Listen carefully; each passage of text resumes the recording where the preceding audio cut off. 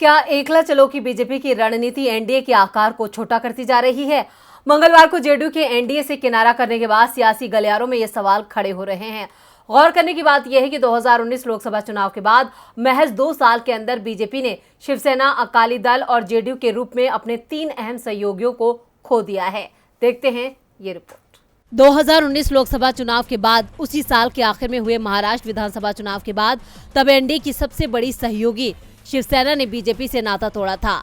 इसके बाद पिछले साल कृषि कानूनों के खिलाफ बीजेपी की सबसे पुराने सहयोगियों में से एक अकाली दल ने किनारा किया। शिवसेना के नाता तोड़ने के बाद जेडीयू बीजेपी की सबसे बड़ी सहयोगी थी। वर्तमान में लोकसभा में 6 सांसदों वाली लोक जनशक्ति पार्टी बीजेपी की सबसे बड़ी सहयोगी है। मोदी मंत्रिमंडल में भी 3 ही सहयोगी लोजपा, अपना दल और आरपीआई शामिल है। जेडीयू की विदाई के बाद बीजेपी के लिए पूर्वी राज्यों बिहार, उड़ीसा और पश्चिम बंगाल में चुनौतियां बढ़ गई हैं। पश्चिम बंगाल में बीजेपी तृणमूल कांग्रेस के मुकाबले आपसी खींचतान में उलझी है। ओडिशा में बीते 2 दशकों से पार्टी बीजेपी से पार नहीं पा सकी है। अब बिहार में उसके सामने जेडीयू, आरजेडी, कांग्रेस और वाम दलों का मजबूत गठबंधन है।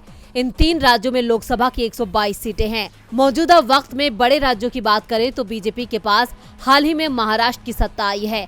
इसके अलावा पार्टी मध्य प्रदेश, उत्तर प्रदेश, कर्नाटक की सत्ता पर ही काबिज है। केरल, तमिलनाडु, आंध्र प्रदेश में बीजेपी आधार बनाने के लिए संघर्ष कर रही है। बिहार की सत्ता से बेदखल होने से हिंदी पट्टी पर इसका असर पड़ेगा तो भविष्य में बीजेपी की मुश्किलें और बढ़ेंगी। बीजेपी पर क्षेत्रीय दलों को खत्म करने और एकला चलो की रणनीति के कारण सहयोगियों को खोने का आरोप लग रहा है। इस्तीफा देने के बाद नीतीश ने भी बीजेपी पर यह आरोप लगाया है। अकाली दल के नरेश गुजराल ने भी बीजेपी पर क्षेत्रीय दलों का अस्तित्व खत्म करने की साजिश का आरोप लगाया।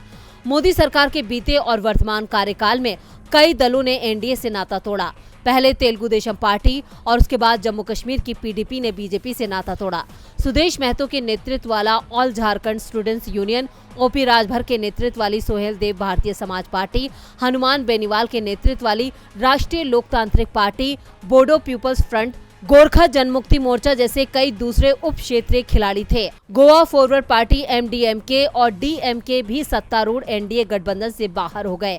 क्या एकला चलो की नीति बीजेपी पर पड़ेगी भारी? डीबी लाइव की रिपोर्ट।